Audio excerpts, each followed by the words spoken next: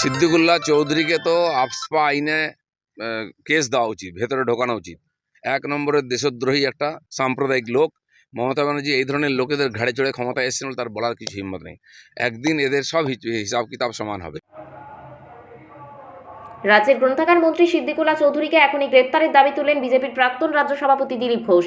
দুর্গাপুরের বিধাননগর সেন্টোস ক্লাবের মাঠে মর্নিং ওয়াকে এসে মন্তব্য দিলীপ ঘোষের।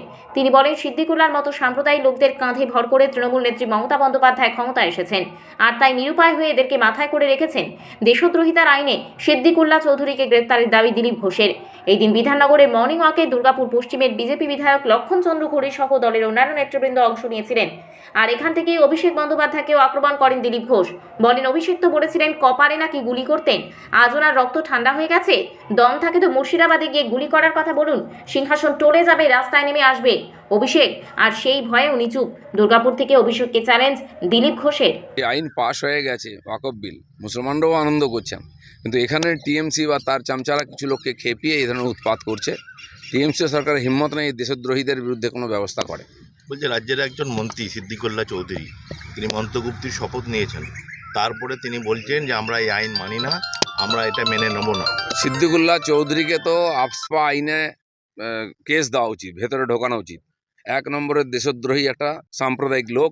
মমতা ব্যানার্জি এই ধরনের লোকেদের ঘাড়ে চড়ে ক্ষমতায় এসেছিল, তার বলার কিছু হিম্মত নেই। একদিন এদের সব হিসাব কিতাব সমান হবে। আহত হয়েছে। এখন কি অভিষেক ব্যানার্জির রক্ত ঠান্ডা হয়ে গেল এই 30-25 বয়সে? এত গরম থাকলে যাও মুর্শিদাবাদে, গুলি চালাও। তোমরা সব কাপুরুষ, তোমাদের গুলি চালানোর ক্ষমতা নেই। ভদ্র লোকেদেরকে, শান্তিপ্রিয় লোকেদের চমকাও। তোমাদের দম নেই, তাহলে কালকে সিংহাসন টলে যাবে, ভিখারি হয়ে যাবে, রাস্তায় এসে যাবে। উচ্চ বর্ণ নিম্ন বর্ণ জানি না, ওদের কতগুলো বর্ণ, 108টা জাত মমতা ব্যানার্জি করে দিয়েছেন। কিন্তু টিএমসির ছত্রছায়া থেকে মুসলিম নেতারা এই ওয়াকফ বোর্ডের সম্পত্তিকে লুট করছে, কুক্ষিগত করে রেখেছে। জান না, কলকাতাতে জেলা এলাকায় যত জমি জায়গা কার কাছে আছে, ওখানকার টিএমসির নেতা মন্ত্রী ওরাই করে খাচ্ছে। এই কিছু লোক করে খাচ্ছে বলে টিএমসি বা এই পার্টিগুলো তাদের হাতে মরসি পাট্টা দিয়ে দিয়েছে, তারা মুসলিম সমাজকে চালাচ্ছে।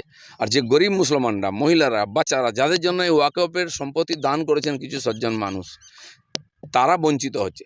এই বোর্ডের সংশোধনীতে সেই মানুষরা অধিকার ফিরে পাবেন। মুসলিম সমাজ খুশি আছে, কিন্তু যাদের স্বার্থহানি হবে, যাদের কুক্ষিগত করা সম্পত্তি চলে যাবে, তারা বিরোধিতা করছে। এটা বেশি দিন টিকবে না।